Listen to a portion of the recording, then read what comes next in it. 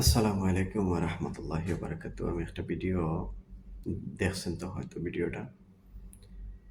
ভিডিওটা দেখানোর মানে হইলো গিয়ে আপনি আপনার ছেলে বা মেয়ে বা বাচ্চা যাই বলি না কেন আপনারা বা আমি কিভাবে মানুষ করতেছি সেটা দেখা বড় বিষয়। আমি যদি হারাম টাকা কামাই করে বিল্ডিং করি, গাড়ি বাড়ি করি, করার পর আমার বাচ্চা-কাচ্চা কোনো সময় মানুষ হবে না। এই যে ভিডিওটার মধ্যে মেয়েরা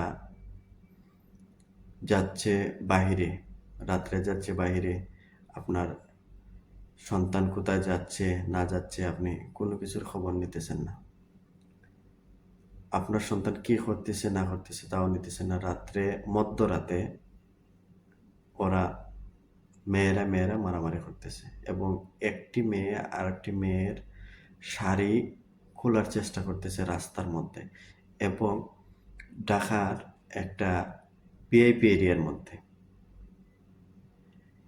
এসব দেখে আমরা গ্রামে বা অন্যান্য জায়গায় যারা থাকি, আমরা কি বুঝতেছি যে শহরের মেয়েরা বেশি সুবিধা না।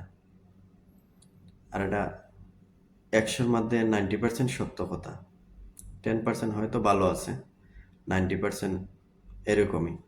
কারণ আপনি দেখেন, একটা ঘটনা আপনি দেখাইতে পারবেন না যে একটা মেয়ে মদ্যপান করছে গ্রামের, একটা মেয়ে আপনার অন্য একটা ছেলের সাথে হোটেলে গিয়ে রাত কাটাইছে গ্রামের। একটা মেয়ে আপনি দেখাইতে পারবেন না। দেখাইতে পারলে আমার কমেন্টে আসেন। আমরা যতগুলাই ঘটনা দেখতেছি সবগুলা ঘটনাই আপনার রাজধানী কেন্দ্রিক, রাজধানীর মধ্যে হইতেছে।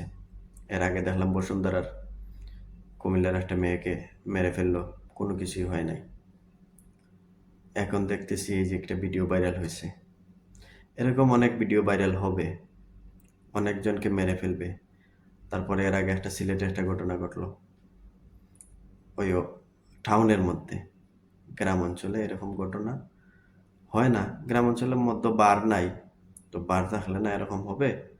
বা মা বাবার কাছ থেকে এরকম শিক্ষা পায় নাই, গ্রামের একটা মেয়ে সন্ধ্যার পর ঘর থেকে বাইরে হইতে পারবে না।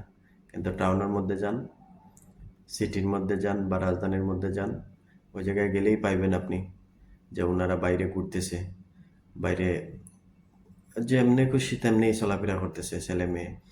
কারণ ওর মা বাবা ঠিক নাই। এই যে মেয়েগুলা, এই মেয়েগুলার মা বাবা একদম ঠিক নেই। আবার দেখলাম নিউজের মধ্যে ওই মুখের মধ্যে পর্দা টাঙাই আসছে, মাস্ক লাগাইছে, তারপরে ওড়না দিয়ে ডাইকে আসছে। তারপরে দেখলাম না একটা বুরকা পরে আসতে। যে মেয়েটা কমপ্লেন করছে পুলিশের কাছে, সেই মেয়েকে দেখলাম যে ওই বুরকা পরে আসছে, কিন্তু বারের মধ্যে গেছে শাড়ি পইরা। এখন নিউজের সামনে যখন আসছে কথাবার্তা সবকিছু, এখন আসছে শাড়ি বুরকা পইরা। আর যখন বারের মধ্যে গেছে মদ পান করবে, ড্রাগস নিবে, তখন কি করছে ওই শাড়ি পইরা গেছে এবং ৩-৪টে মেয়ে মিল্লায় একটা মেয়েরে মারতেছে। আমি জানি না ওরা কারা, তবে হয়তো ওনাদের অন্য কোনো উদ্দেশ্য থাকতে পারে। ওই মেয়েটাকে উলঙ্গ করা, হেনস্থা করা, অন্যান্য কিছু থাকতে পারে।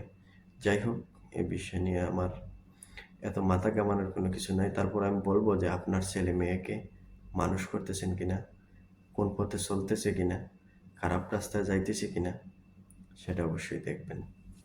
সবাই ভালো থাকেন, সুস্থ থাকেন। আল্লাহ হাফেজ।